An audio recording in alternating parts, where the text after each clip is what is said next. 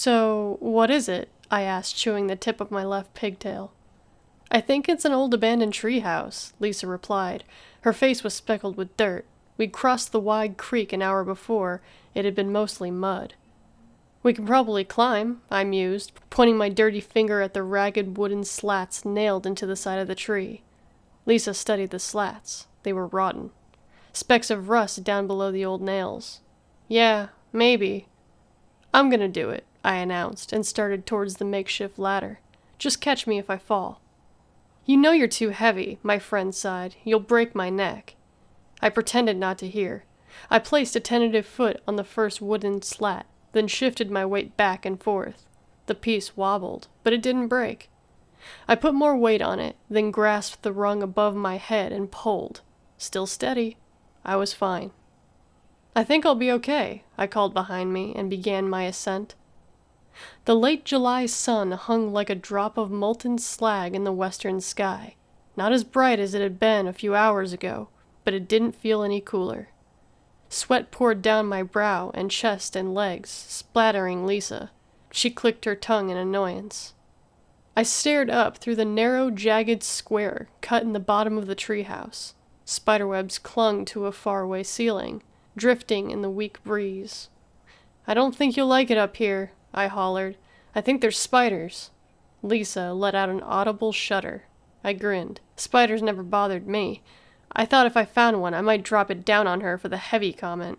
My grin widened. One of the slats creaked under my left foot, and I sucked in my breath and held still. The wood didn't break. Don't fall, for Christ's sake, Lisa implored. You'll seriously kill me if I try to catch you. 3 more steps. They looked a little bit better, having been shaded from the worst of the elements over the years. I hauled myself up into the treehouse. So? Lisa called. What's it like? I looked around. There were spiders, all right. Spindly yellow ones with fat bellies and angry red streaks across them. Biters, from my experience. Ones I wouldn't bother picking up and dropping on my friend. Well, I answered back. You should probably stay down there if you get my meaning. Lisa shuddered again. Ancient leaves laid piled in the corner. Like old skin, I thought with a shiver. I didn't know why I always did that sort of thing, why I always thought the worst about the most benign things. Though, nowadays, I guess I may have more of a reason. Something made of paper was sticking out from one of the leaf piles. I stretched out and reached for it. My eyes lit up.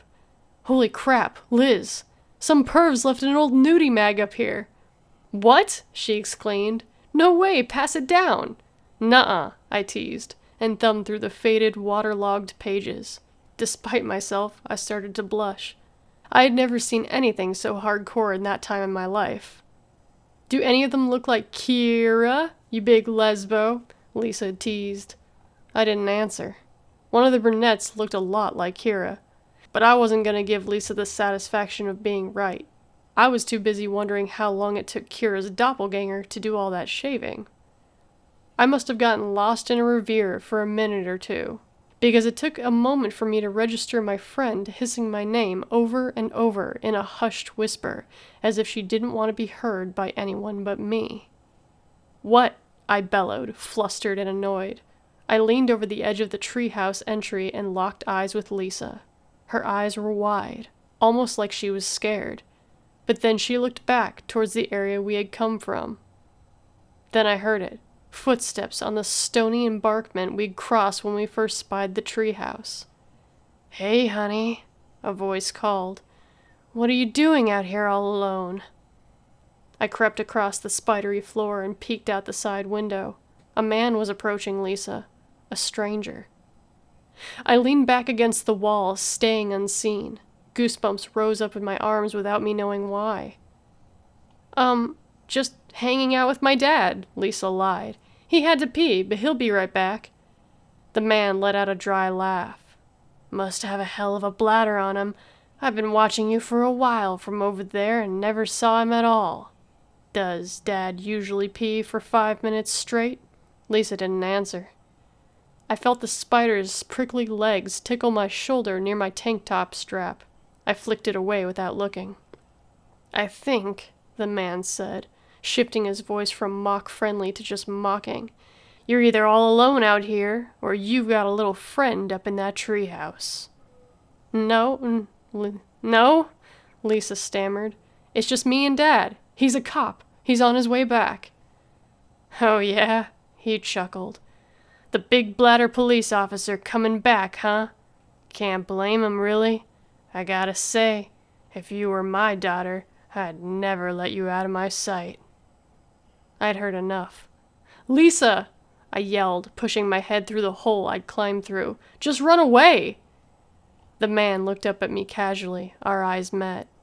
"You know," he said, and I don't know if it was to me or Lisa, "the sunset is breathtaking today.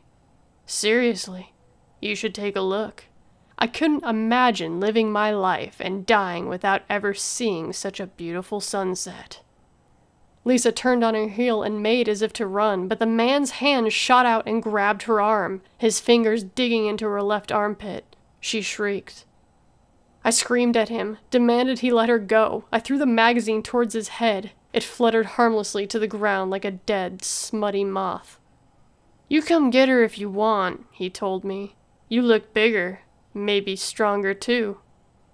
He lifted Lisa into the air with one arm as if she were a paper doll. "But I don't think you're stronger than me."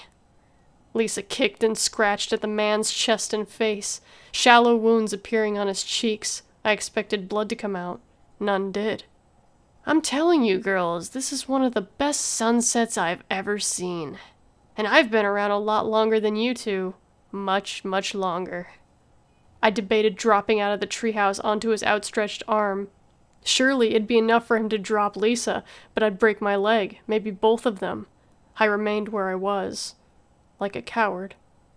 "Look at the sun, honey," the man told Lisa. She didn't obey. Her scratches and kicks continued uninterrupted. There were more cuts, still no blood. My own started to freeze. "Just turn around and look with me, beautiful." He glanced back up at me. His pupils were like pinholes. "This is your last chance to look on your own." Lisa aimed a savage scratch across his right eye, one of her fingernails splitting the bottom lid as it went. A tatter of pale skin hung against his cheekbone. He didn't bleed. The man sighed. "Okay." 30 years later, it's the sound I remember more than the sight. It was the sound of a foot slowly crushing a carton of eggs, again and again, until the eggshells were too pulverized to make any more noise. That's how it sounded when the man placed his free hand on top of Lisa's head and twisted, around and around and around, until her head hung against her shoulder like a marionette with a broken string, until her head was facing the setting sun. I don't know if I was screaming as it happened. I could have been. I should have been. But all I heard were cracks, the wet, crumbling cracks, the wet, crumbling cracks, and the man's voice, loud and clear. Not shouting, but firm and steady. Patriarchal. A father knows best lecture. "You're my girl now. But you were as soon as I saw you, young and sweet and sun-kissed. Why wouldn't you kiss it back? It's okay. It's all okay. You're part of me now. Your friend up there didn't love you like I loved you. And I do love you, sweetheart. I love who we are now, and I love what we've become. See how the sun shines over the trees on the hill? It's gonna shine long after those trees are gone, long after the hill's gone, but we'll still be together, you and me and the sun. You and me and the sun." He lifted her head to stare into my horrified, tear-streaked face. "And everyone else." As I sobbed, I watched with disbelief as he grasped the flap of flesh hanging from his eye and pulled, unzipping his face and neck. I retched. Something was glowing behind his skin, but not with any kind of light I've ever seen. It was a cold whiteness, as if ice were shining out of his skin, casting frigid rays across his arms and the body of my best friend. "I want this beautiful one," he whispered to me, as he raised Lisa's corpse into the air and started to lower her feet first into the chasm in his face. I don't need you, but if you want to be with her, I have room. I'll come back and ask. Other than pitiful bleats, nothing left my lips. Lisa disappeared into the hole in the man's head, sinking into the devastating whiteness like a trapped animal in a windstorm. At the time, I would have sworn I heard shrieks coming from that hole. Other girls, other young women, screaming and pleading. Decades later, I realize it might have been my imagination. But one thing I'm sure of, one thing about which I am absolutely certain, is that the final moment before Lisa was pulled into the man, the final moment when her hideous, twisted, broken neck flopped back and forth, and her eyes opened, and her mouth retched into a perfect circle as she shrieked, "It's so bright! The sun's too bright! Don't look at the sun! Don't ever look at..." And she was gone. And the man walked away without saying another word. Like I said, it's been 30 years. I never saw the man again. Lisa was never found. My wife, Bethy, shakes me awake every few nights as I scream Lisa's name. As I dream about the sight of my friend's body shrinking into the man's split face. I've told Beth the story. I don't know what she believes. Stay out of the sun. I heed the warning contained in my friend's last words. My eyes are always at the ground, always low, never daring to glimpse at the star that gives us life. Bethy doesn't ask me to watch the sunset with her anymore. I let her go by herself while I sit alone in the house, alone in the cold shadows, waiting for him to come back, and wondering what I'll say.